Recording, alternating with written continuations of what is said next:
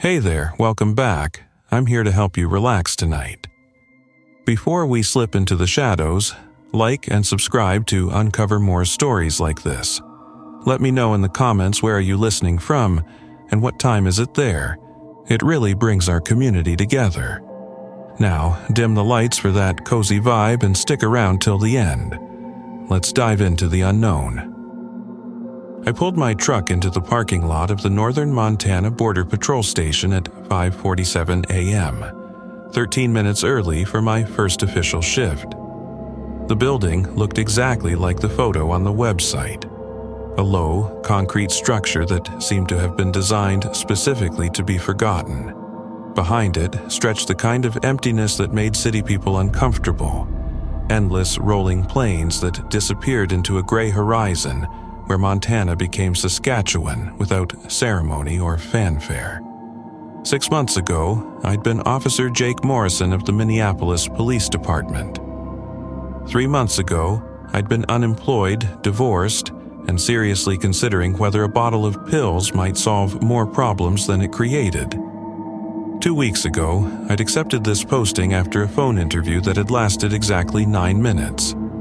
The pay was surprisingly good for what the job description had called routine border monitoring in a low-traffic sector. Almost double what similar positions offered. That should have been my first warning. I grabbed my thermos and headed inside. The interior was institutional beige with fluorescent lighting that made everything look slightly sickly. A woman behind the front desk looked up from her computer. "Jake Morrison?" she asked. "That's me. Victor Reeves is waiting for you in the briefing room. Down the hall, second door on your right." I found Victor exactly where she'd indicated. He was maybe 60, with the kind of weathered face you got from spending decades in harsh conditions. Gray hair cut military short, hands that looked like they'd seen hard work, and eyes that assessed me with the calm patience of someone who'd already decided whether I'd make it or not. "Jake Morrison." I extended my hand. He shook it once, firmly. "Victor Reeves. I've been working this stretch for 30 years. You'll be riding with me for the next month while you learn the sector." 30 years in the same 50-mile stretch of border seemed like a prison sentence to me, but I kept that thought to myself. "Before we head out, there are rules you need to understand." Victor's tone shifted, becoming more serious. "These aren't in any manual. They're not written down anywhere official. But if you want to survive working this sector, you follow them exactly." I'd heard similar speeches in Minneapolis about respecting the streets, knowing your beat, understanding the unwritten codes. This felt different somehow. "Rule 1, Victor began, counting on his fingers. "Between sunset and sunrise, you will encounter people crossing the border from north to south. We call them night crossers. They always travel south, never north." I nodded, pulling out my notebook. "Illegal immigration from Canada?" "No." Victor's voice was flat. "Not immigration, just listen." I set down my pen. "Rule 2. Night crossers will not have proper clothing or gear. They'll be dressed wrong for the weather sometimes, severely wrong. Shorts in a blizzard, summer dresses in sub-zero temperatures. You'll want to help. Don't." "That doesn't make sense." I couldn't stop myself from interrupting. "If someone's freezing to death, Rule 3, Victor continued as if I hadn't spoken. "You may offer them water, nothing else. Not blankets, not food, not a ride, just water. And when you offer it, do not engage in conversation. Do not ask them questions. Do not answer their questions." This was getting stranger by the second. "Rule 4. Under no circumstances are you to let them touch you. Not a handshake, not a brush against your arm, nothing. If they try to touch you, you back away immediately." "Why?" I asked. Victor looked at me with those calm, patient eyes. "Because they are not who they appear to be." The silence that followed felt heavy. "What does that mean?" I pressed. It means exactly what I said. Victor stood, grabbing his jacket from the back of his chair. You'll understand when you see them. Come on, let's start the patrol. We took Victor's truck, a reinforced Ford F-250, with enough modifications to suggest it had seen serious use. As we drove out onto the empty access road that paralleled the border, Victor continued his instruction. This sector covers roughly 50 miles. There are 6 official crossing points, all of them unmanned. Our job is to monitor the area, report any unusual activity, and most importantly, deal with the night crossers. Deal with them how? I asked. We document them. Note their direction, their appearance, approximately where they crossed. We offer water if they'll take it, then we let them continue south. We don't detain them, we don't call it in. Victor shook his head. We document them in our personal logs, not the official reports.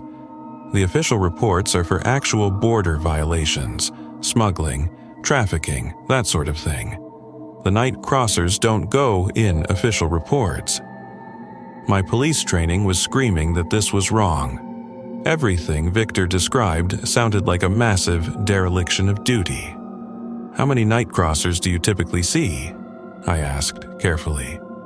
Depends on the season. Winter is busiest. Some nights you might see 10 or 15, summer maybe 1 or 2 a week. And in 30 years, you've never questioned this protocol? Victor was quiet for a long moment. I questioned it once, my first month on the job. My partner at the time, a guy named Raymond Foster, he'd been working this sector for 15 years. I thought he was crazy, thought the isolation had gotten to him. He turned onto a smaller access road, the truck bouncing over frozen ruts.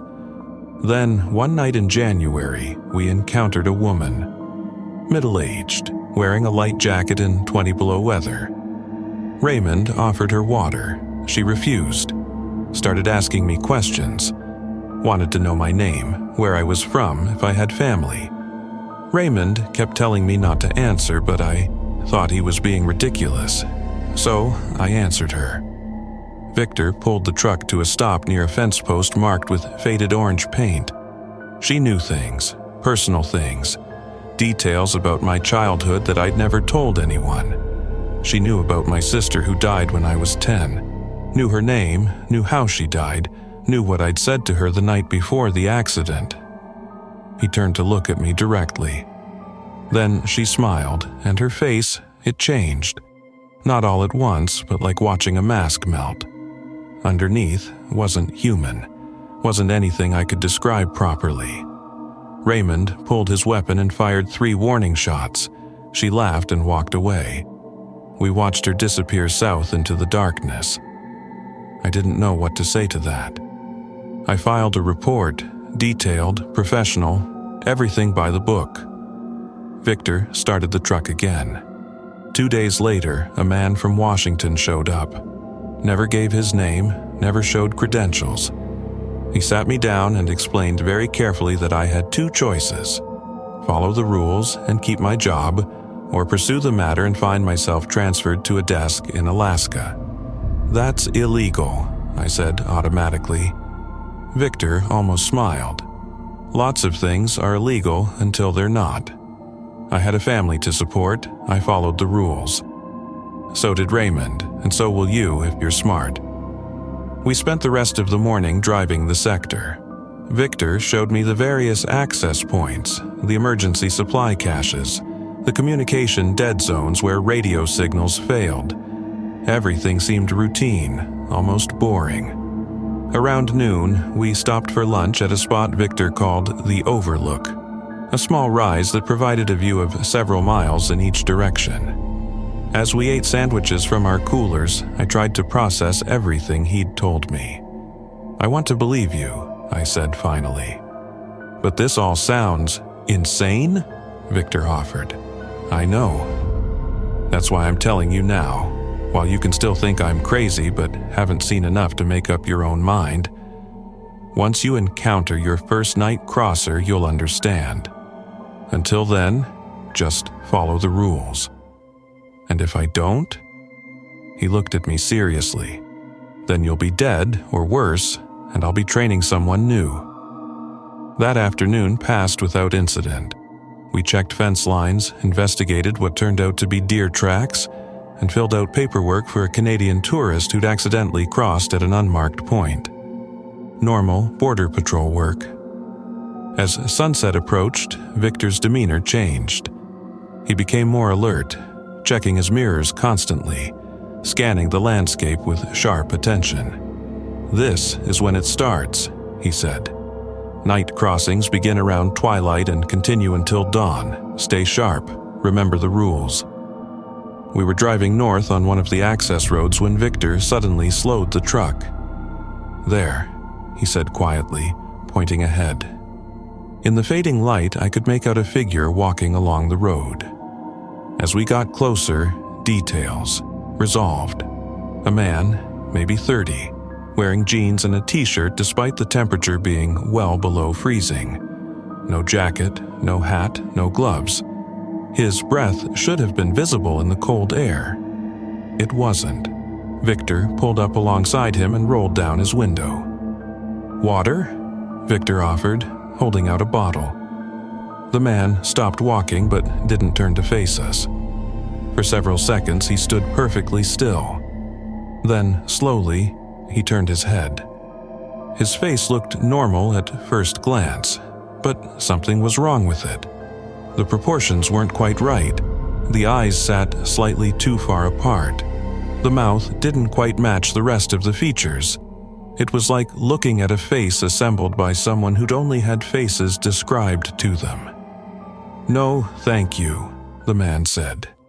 His voice sounded almost normal, but there was something underneath it, an echo that shouldn't have been there. Victor set the water bottle on the truck's dashboard and rolled up his window. He drove forward slowly, putting distance between us and the figure. "That was a night crosser," he said matter-of-factly. I twisted in my seat to look back. The man had resumed walking south, his gait oddly smooth, as if he were gliding rather than stepping. "What was wrong with his face?" I asked, my voice sounding strained. "They can't quite get the details right," Victor explained. "They're copying something they've seen, but they don't fully understand how human features work. The longer you look at them, the more wrong they appear." "What are they?" Victor shrugged. "Don't know, don't want to know. Our job is to document them and let them pass, nothing more." He pulled out a small notebook and made a quick entry. Time, location, description, direction of travel. Then he tucked it away and continued driving.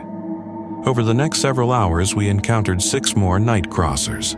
Each one was similar. Wrong clothing for the weather, slightly off appearance, moving steadily south. Some accepted water, most didn't. None of them spoke more than a few words. Around midnight, Victor stopped the truck near one of the emergency supply caches. "Coffee?" he offered. We sat in the warm truck, drinking coffee from a thermos and watching the empty darkness beyond the headlights. "How do you do this?" I asked. 30 years of this, and you're still here." Victor was quiet for a moment. "Somebody has to, and despite everything, I believe the rules keep something worse from happening. If we weren't here, if we didn't follow the protocols, I think things would get much worse. Worse how? I don't know, and I don't want to find out." My first week consisted of similar patrols. Days were routine border work. Nights brought encounters with night crossers. I documented each one in the personal log Victor had given me, a small notebook that would never be part of any official record. The wrongness of the night crossers became more apparent with each encounter. It wasn't just their faces. The way they moved, the way they stood too still between steps, the way their heads turned in increments rather than smooth motion. Everything about them screamed that they were something pretending to be human rather than actual humans. On my 8th night, we encountered something different. We'd been patrolling the northern section when our headlights caught a group of figures ahead. As we approached, I counted 4 people, 2 adults and 2 children. The adults wore light clothing despite the temperature being near 0. But it was the children that made my stomach clench. A girl, maybe 6, wearing a thin dress and no shoes. A boy, younger, in shorts and a t-shirt. Both children were shivering violently. "Victor," I said, my hand already reaching for the door handle. "Don't," he said sharply. "Stay in the truck. They're children. They're freezing." "They're not children." Victor's voice was hard. "Look closer." I did. The little girl's shivering was too regular, too mechanical. The boy's face, despite appearing young, had the same wrongness as the adults, and neither child's breath was visible in the cold air. Victor rolled down his window and held out a water bottle. One of the adults, a woman with long dark hair, stepped forward. She didn't take the water. Instead, she looked directly at me. "Please help us," she said. "Our children are so cold." Her voice was wrong, too flat, too practiced, like she was reading from a script. "We can't help you," Victor said firmly. "Keep moving south." The little girl started crying. It was the most disturbing sound I'd ever heard, too shrill, too rhythmic, not quite human. Every instinct I had was screaming at me to help these children, to bring them into the truck, warm them up, save them from the deadly cold. My training as a police officer, every protective impulse I possessed, demanded that I act. "Jake," Victor said quietly, "remember the rules. They are not who they appear to be." The woman took a step closer to the truck. "Please, we need your help. The children won't survive much longer." "Move back," Victor ordered. "Continue south. That's your only option." The male adult, who had been standing silently, suddenly spoke. "Jake Morrison." He said my name, slowly, deliberately. "Former officer of the Minneapolis Police Department. You took an oath to protect and serve. You swore to help those in need." My blood went cold. How did he know my name, my background? "Divorced 6 months ago," the man continued. "Suspended after the Johnson shooting. Cleared of wrongdoing, but the guilt remained. That's why you're here, isn't it? Running away from your failures." Victor's hand moved to the truck's gear shift. "Don't listen to him. Don't respond." The Johnson shooting. I'd killed a 17-year-old kid who'd pulled a gun during a traffic stop. It was a clean shoot, justified, by the book. The gun was real, loaded, pointed at my partner. I'd saved my partner's life. But the kid was dead, and I'd pulled the trigger. And every night since, I'd wondered if there had been another way. "Timothy Johnson," the man said. "That was his name. You remember, don't you, the way he fell? The way his mother screamed when she found out?" "Shut up," I growled. The little girl stopped her mechanical crying and looked at me directly. "Are you going to let us die too?" she asked in that wrong, flat voice. I reached for the door handle. Victor grabbed my arm hard enough to hurt. "No," he said firmly.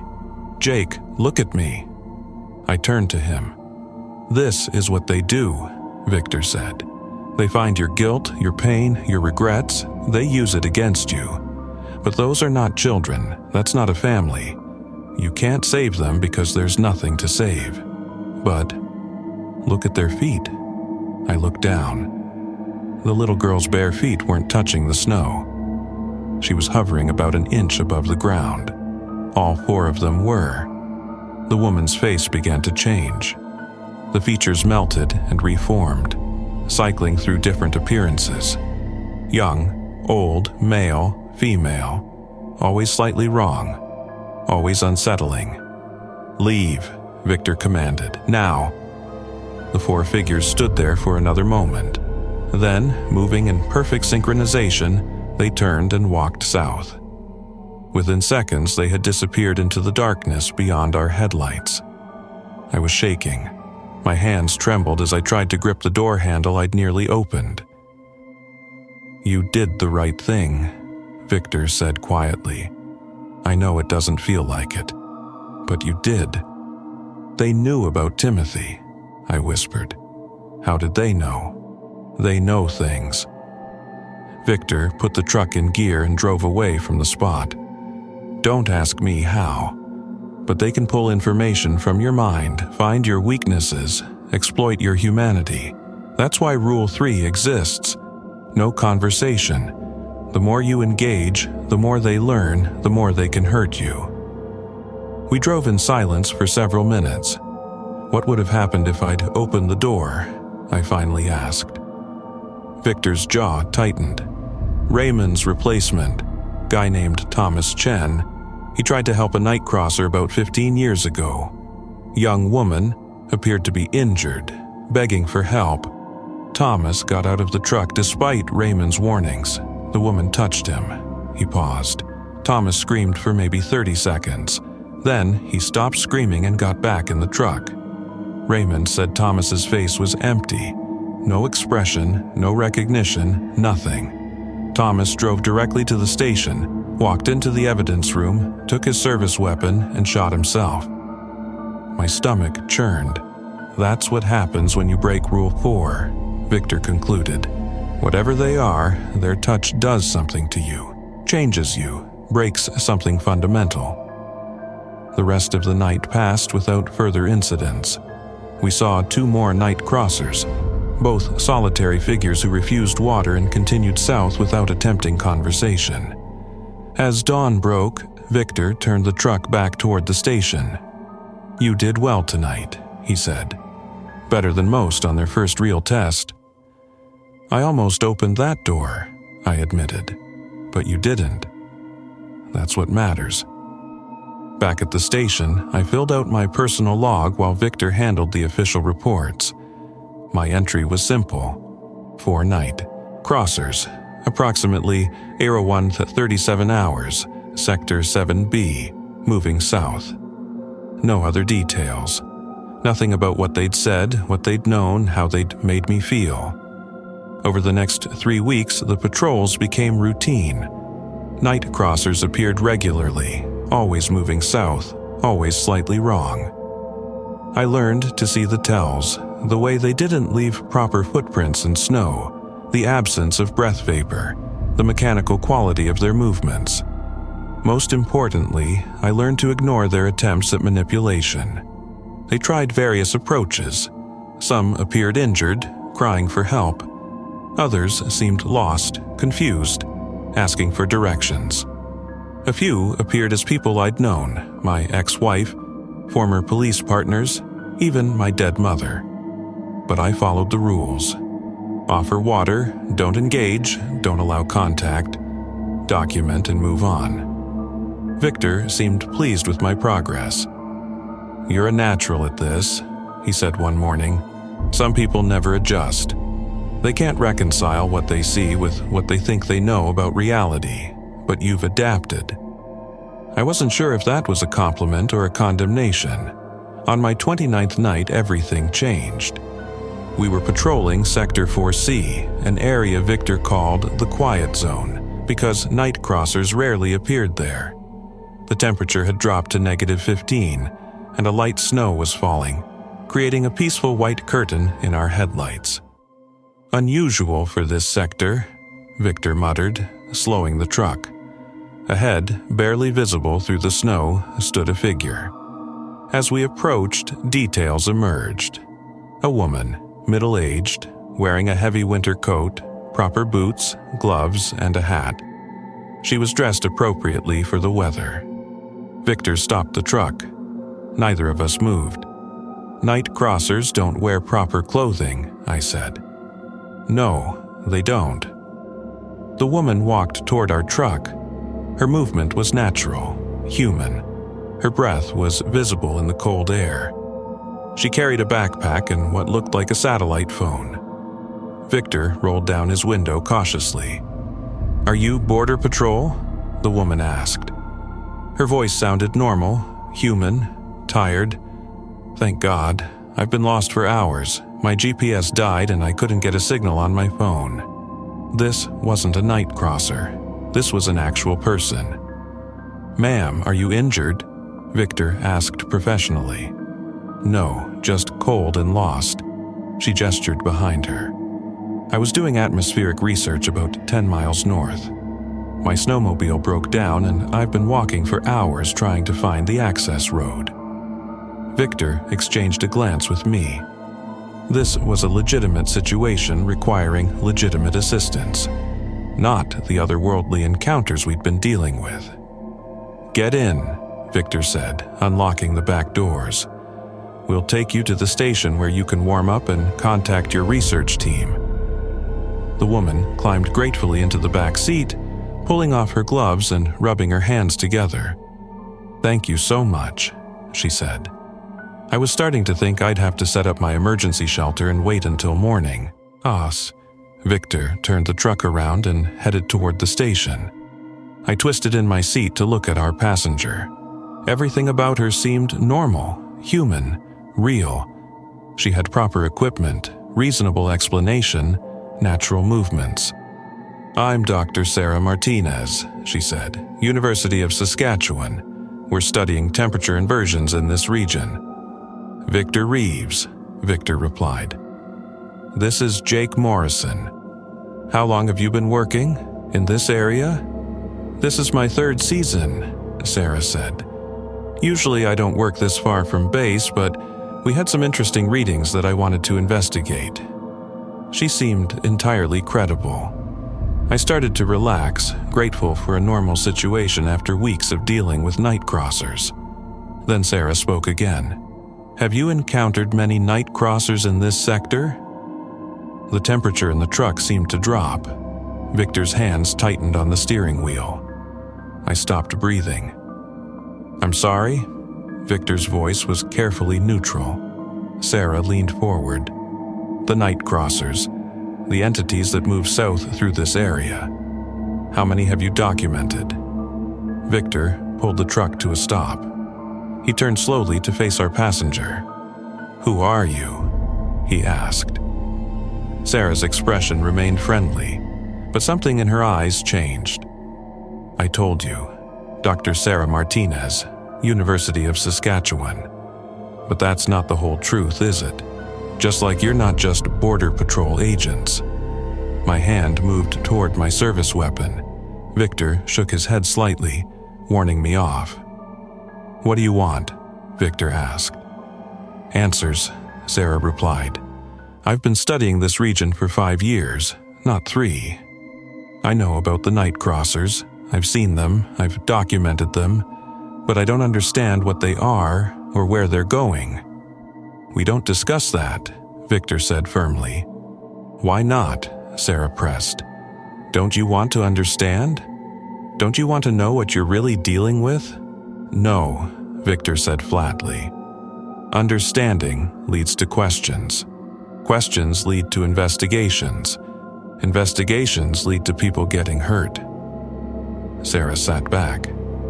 "I've already been hurt. 2 of my research assistants disappeared last year. They were last seen heading toward this sector.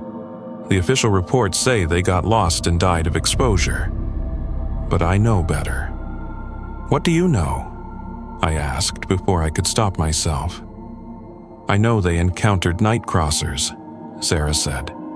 "I know they tried to study them, document them, understand them. And I know that 3 days later, both of them walked back to our research station." She paused. "Except they weren't really them anymore. They looked right. They sounded right. But something was wrong. Little things at first, odd word choices, strange gaps in memory. Then bigger things. They stopped sleeping, they stopped eating. They would stand at windows for hours, staring south." My stomach clenched. I'd seen similar behavior in the night crossers. "What happened to them?" Victor asked quietly. "They left. One night, they simply walked out of the station and headed south.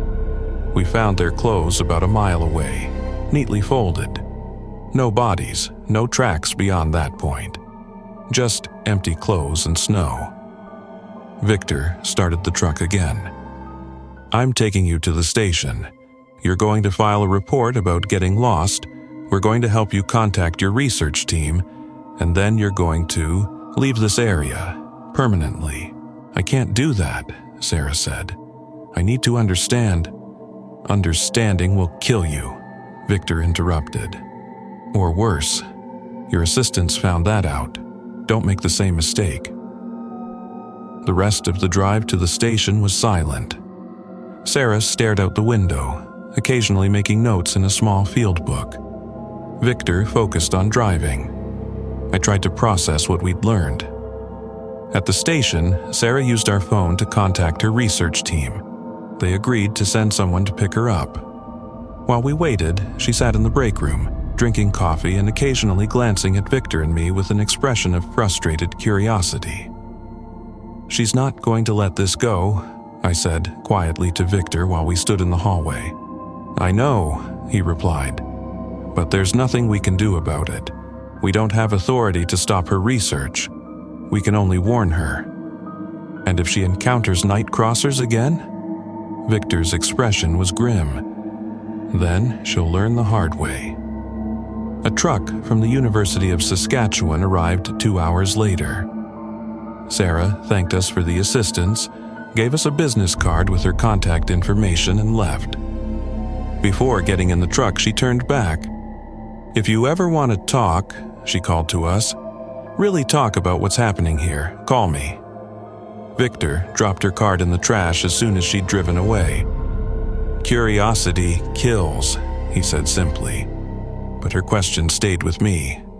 Where did the night crossers come from? Where were they going? What happened to people who had prolonged contact with them?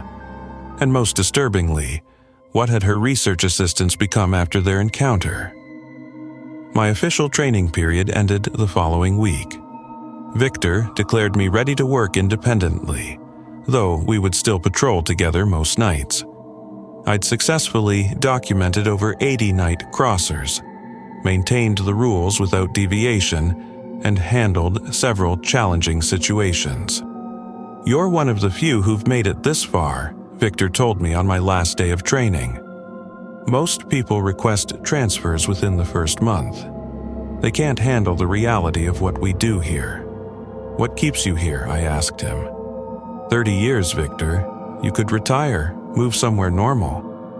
He looked out at the empty landscape stretching in every direction. "Someone has to maintain the boundary," he said.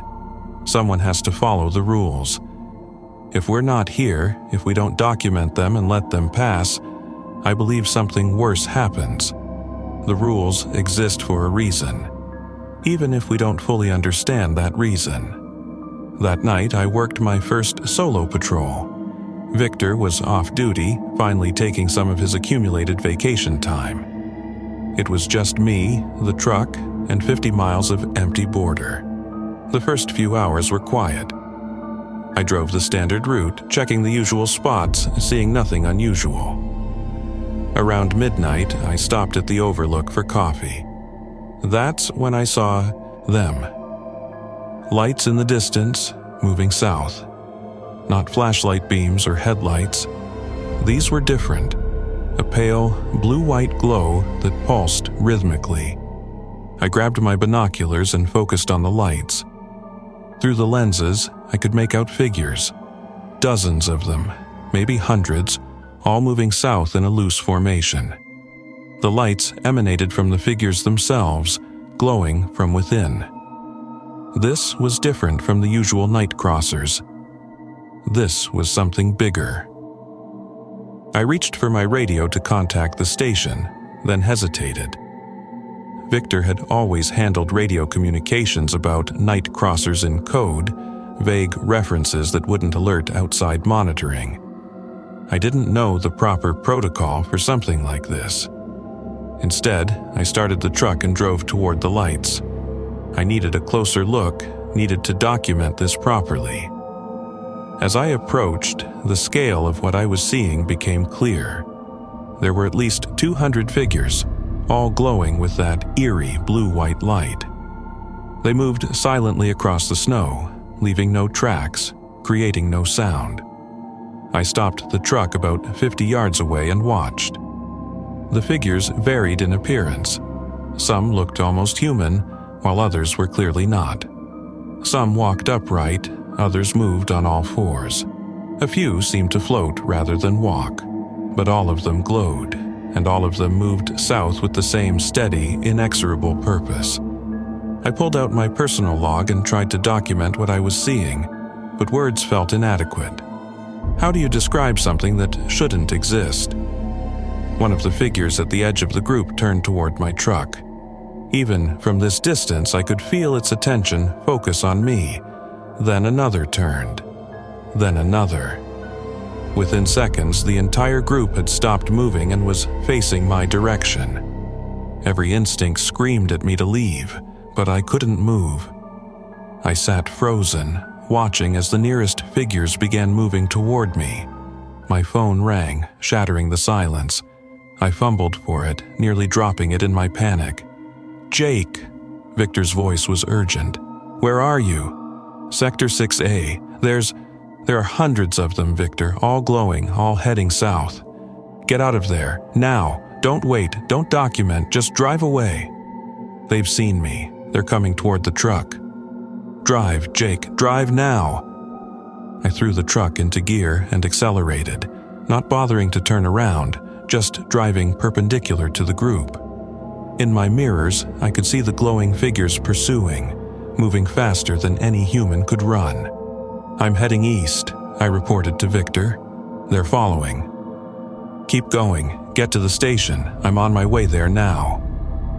The truck bounced over rough terrain as I pushed it to maximum speed. The glowing figures fell behind but didn't stop pursuing. I could see them in my mirrors, a wave of pale light spreading across the landscape. I reached the station 12 minutes later, my hands shaking on the steering wheel. Victor's truck was already there, and he stood in the doorway, watching for me. "Inside," he ordered as I stumbled out of my vehicle. "Now." I ran for the station. Behind me, I could see the glow on the horizon, getting closer. Victor pulled me inside and locked the door. He went through the building quickly, closing and locking every window, checking every door, turning off all the exterior lights. "What's happening?" I asked. "Migration," Victor said, "happens once or twice a year. Large groups moving south all at once. Usually, we get advance warning, increased individual night crosser activity, unusual weather patterns. I should have realized it was coming." "What do we do?" "We stay inside, lights off, quiet, no movement, they'll pass." We sat in the darkened break room, watching through a crack in the curtains. The pale glow grew brighter, filling the windows with cold light. Then they were there. Hundreds of figures, passing by the station in complete silence. The glow was so bright it hurt to look at, but I couldn't turn away. Some of the figures stopped outside the station. They pressed against the windows, their faces, or what passed for faces, staring inside. I could see details now that I couldn't see before, features that shifted and changed, geometries that didn't make sense, patterns that hurt to focus on. One of them moved to the door and tried the handle. The lock held. The figure pulled harder, and the door groaned under the pressure. Victor grabbed my arm, signaling silence. The figure at the door stopped pulling. It stood there for a long moment, then turned and rejoined the migration. The procession continued for over an hour. Hundreds of entities passing by, all heading south, all glowing with that disturbing light. Eventually, the glow faded. The last figures disappeared into the darkness, and we were alone again. Victor waited another 30 minutes before moving. He checked every window and door before finally speaking. "That was close," he said. "Too close. You shouldn't have approached them." "I know," I admitted. I wanted to understand." "Understanding is dangerous," Victor said, echoing what he'd told Sarah Martinez.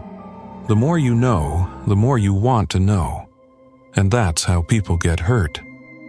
But I couldn't stop thinking about what I'd seen. Where were all those entities going? What was south of here that drew them in such numbers? And most importantly, what were they? Over the next month, I maintained my patrols and followed the rules. But Sarah Martinez's questions kept echoing in my mind. I started keeping more detailed notes in my personal log, not just basic documentation but observations, patterns, theories. I noticed that night crossers appeared more frequently during certain phases of the moon, that they tended to follow specific routes south, as if drawn by invisible pathways, that some nights brought entities that looked almost human, while other nights brought things that bore no resemblance to humans whatsoever. Victor noticed my increased interest. "You're asking too many questions," he warned. "I've seen this before. Curiosity leads to investigation. Investigation leads to breaking the rules, and that never ends well. I'm just trying to understand my job better," I lied. Victor looked at me sadly.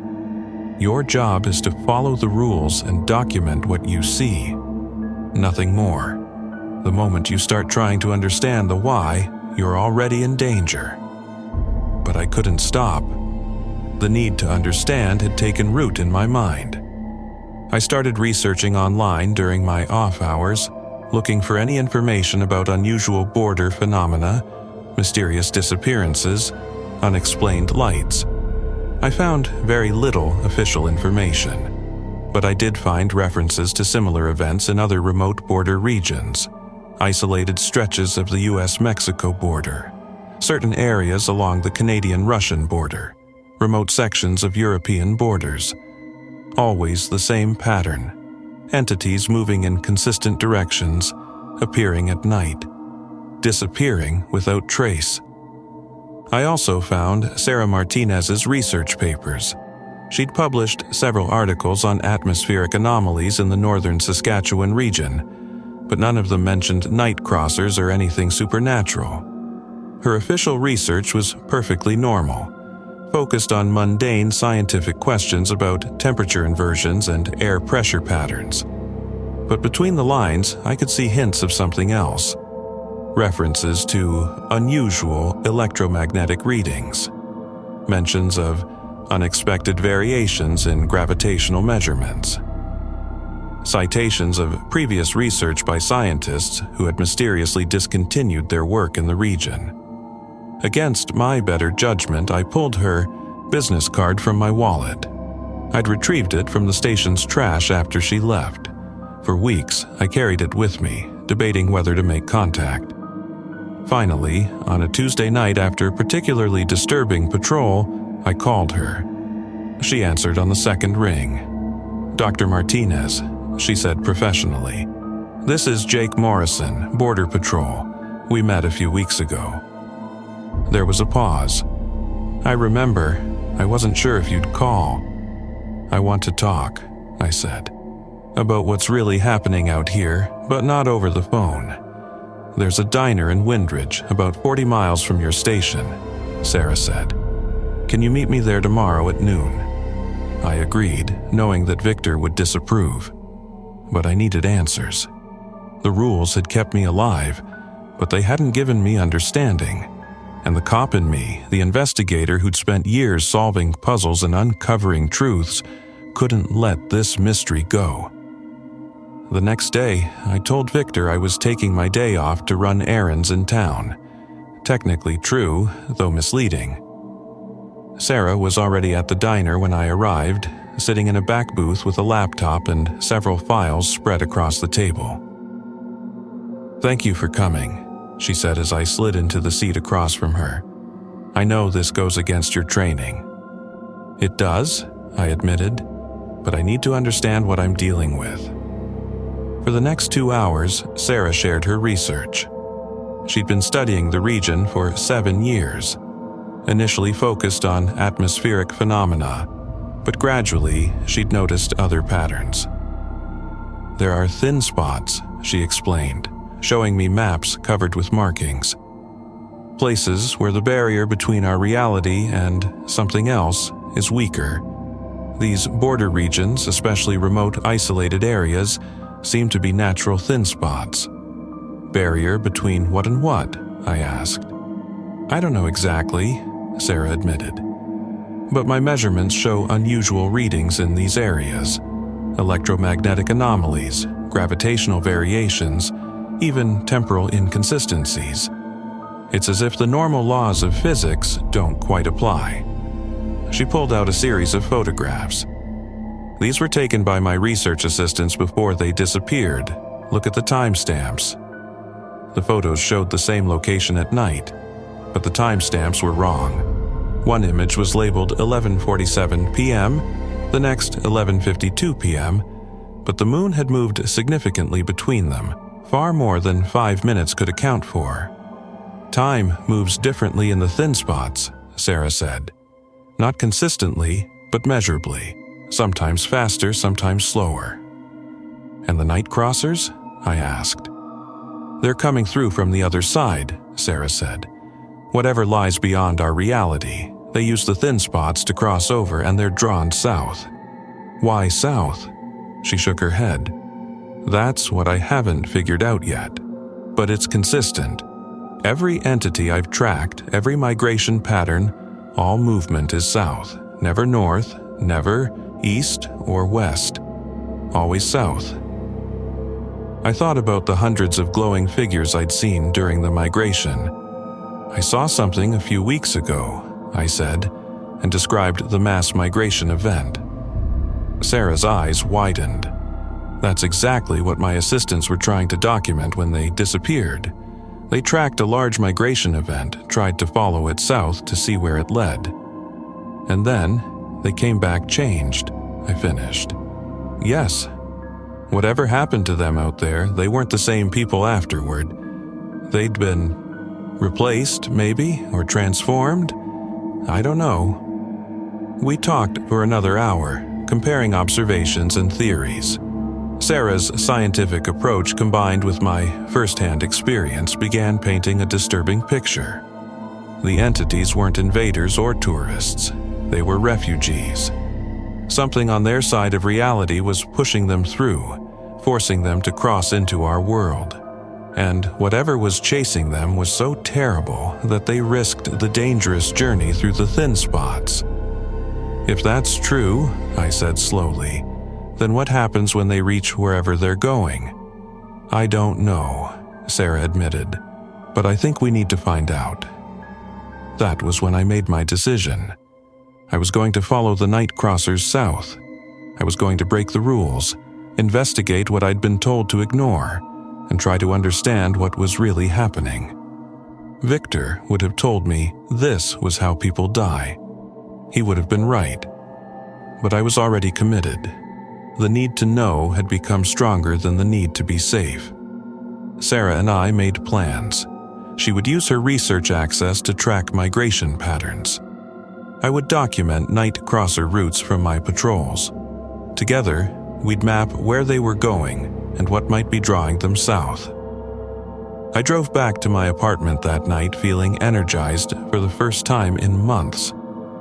I had a purpose again, an investigation to pursue, a mystery to solve. The depression that had dogged me since the Johnson shooting felt lighter. But I should have listened to Victor. I should have followed the rules, because some mysteries are better left unsolved, and some doors, once opened, can never be closed again. And that's how it ended, or so we assume for now. If this tale kept you on edge, like and share it with a friend who dares to listen, then subscribe for more eerie nights like this one. Thanks for unwinding with me. Sleep tight if you can, and remember, follow the rules. Always.